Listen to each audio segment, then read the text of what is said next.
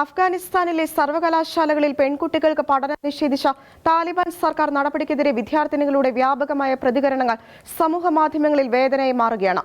മൃഗങ്ങളെക്കാൾ മോശമായിട്ടാണ് താലിബാൻ തങ്ങളോട് പെരുമാറുന്നതെന്നും തങ്ങളുടെ തല വെട്ടുന്നതാണ് ഇതിലും ഭേദമെന്നും തുടങ്ങിയ പ്രതികരണങ്ങളാണ് വിദ്യാർത്ഥിനികളിൽ നിന്ന് ഉയരുന്നത്.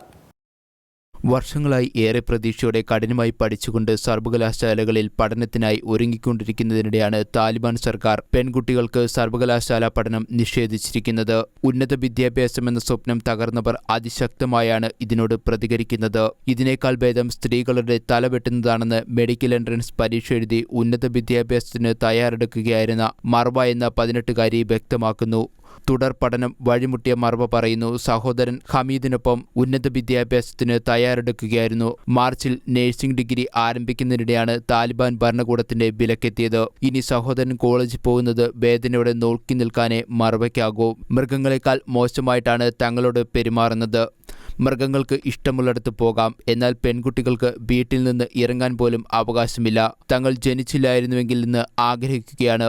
ഈ ലോകത്ത് ജീവിക്കുന്നതിൽ ഏറെ ദുഃഖിക്കുന്നുവെന്നും മർവ വാർത്താ ഏജൻസിയോട് പ്രതികരിച്ചു.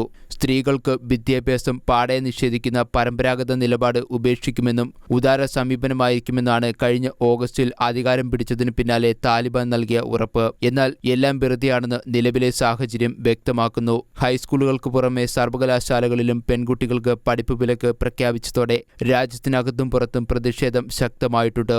സമൂഹത്തിൽ നിന്ന് സ്ത്രീകളെ മായ്ച്ചു കളയാനുള്ള നീക്കങ്ങളുടെ ഭാഗമായാണ് വിലക്കെന്ന് UN പ്രത്യേക പ്രതിനിധി കുറ്റപ്പെടുത്തി. ലോകത്തൊരിടത്തും പെൺകുട്ടികൾക്ക് ഇത്തരം വിലക്കില്ലെന്ന് US വിമർശിച്ചു. സ്ത്രീകൾക്കുൾപ്പെടെ എല്ലാവരുടെയും അവകാശങ്ങളെ ബഹുമാനിക്കാത്തിടത്തോളം കാലം താലിബാന് രാജ്യാന്തര അംഗീകാരം നൽകില്ലെന്നും ഓർമ്മിപ്പിച്ചു. International desk, Shekinah news.